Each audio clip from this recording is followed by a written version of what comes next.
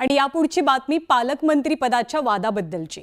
नाशिकच्या पालकमंत्री पदावरनं भाजप आणि शिवसेनेमध्ये रस्सीखेच सुरू असताना आता राष्ट्रवादी काँग्रेसचे नेते आणि मंत्री छगन भुजबळ हे सुद्धा या रेसमध्ये उतरलेले आहेत।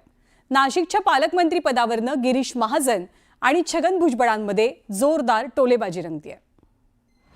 नाशिक शहराचं काम तो जिल्ह्याचं काम नाही करत ते गोंदियाला जातात। गोंदियाला मला जायला सांगितलं, मी सांगितलं मी जाणार नाही। झेंडावरून तर मी करतोय ना, थोडं हळूहळू पुढे जाऊ ना। नाशिक आहे सगळ्यांना आवडत आहे, आपण काय कोणाला सांगतो का? या जरूर पुढे या, जळगावला सुद्धा विसरू नका, मतदारसंघाला सुद्धा विसरू नका। नाशिकच्या पालकमंत्री पदावरनं महायुती सरकारमधील इच्छुक असलेल्या गिरीश महाजन आणि छगन भुजबळ यांच्यातली ही टोलेबाजी। नाशिकमध्ये पालकमंत्री पदासाठी गिरीश महाजन आणि दादा भुसेनमध्ये रस्सीखेच रंगलेली असताना यात आता छगन भुजबळांच्या रूपानं आणखी एकाची एंट्री झाली आहे। नाशिकमध्ये आपलं सगळं असताना ध्वजारोहणासाठी गोंदिया किंवा धुळाला जाण्याचं आपण टाळल्याचं छगन भुजबळांनी सांगितलंय। भुजबळ साहेब इथे करताय, नाशिक शहराचं काम तो जिल्ह्याचं काम नाही करत ते गोंदियाला जातात। गोंदियाला मला जायला सांगितलं, मी सांगितलं मी जाणार नाही। कित्येक वर्षापूर्वी, काही 5-7 वर्षापूर्वी असेल कदाचित, उद्धव ठाकरेच्या वेळेला असेल मुख्यमंत्री असताना मला सांगितलं होतं की पालकमंत्री म्हणून तुम्ही धुळ्याची जबाबदारी घेतो। म्हटलं काय करायचं असेल ते नाशिकमध्ये नाशिकच्या विभागीय महसूल आयुक्त कार्यालयात मंत्री गिरीश महाजनांच्या हस्ते ध्वजारोहण संपन्न झालं। नाशिकच्या पालकमंत्री पदासाठी रस्सीखेच सुरू असतानाच ध्वजारोहणाचा मान मिळाल्यानं गिरीश महाजनांनी गुरुवारी पत्रकारांशी बोलताना एक महत्त्वाचं विधानही केलं। आता झेंडावरून तर मी करतोय ना, थोडं हळूहळू पुढे जाऊ ना। आता त्यांना झेंडावंदन करताना आला आवडतं, मी तर तुम्हाला करताना आलं, आता मला करता येते तेवढे पुढचं काय?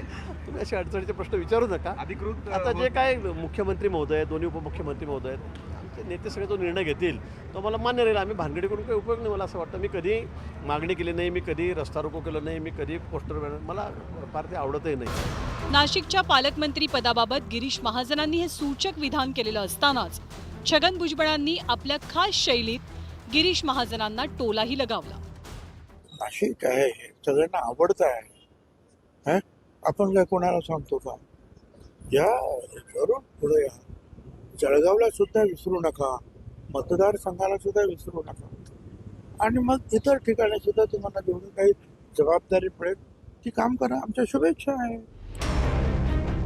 एकीकडे नाशिकचा हा तिढा कायम असताना दुसरीकडे रायगडच्या पालकमंत्री पदावरनं शिवसेना आणि राष्ट्रवादी काँग्रेसमध्ये रस्सीखेच सुरू आहे। रायगड जिल्ह्याच्या मुख्यालयात राष्ट्रवादीच्या नेत्या आणि महिला आणि बालकल्याण मंत्री अदिती तटकरेंनी ध्वजारोहण केलं, तर रायगडच्या महाड तालुक्यातील नडगाव तर्फे बिरवाडी ग्रामपंचायतीमध्ये शिवसेनेचे नेते आणि मंत्री भरत गोगावलेंनी ध्वजारोहण केलं। चर्चा काही असू दे, जर सरपंचांनीच सन्मानानं मंत्री महोदयांना ध्वजारोहणासाठी जर बोलवलं असेल तर त्याच्यामध्ये कसं काय? सरपंचांच्याच निमंत्रणाला मान देऊन जर भरतशेठ गेले असतील त्याच्यामध्ये काय? भरत गोगावलेंनी एका ग्रामपंचायतीचं झेंडावंदन केलं।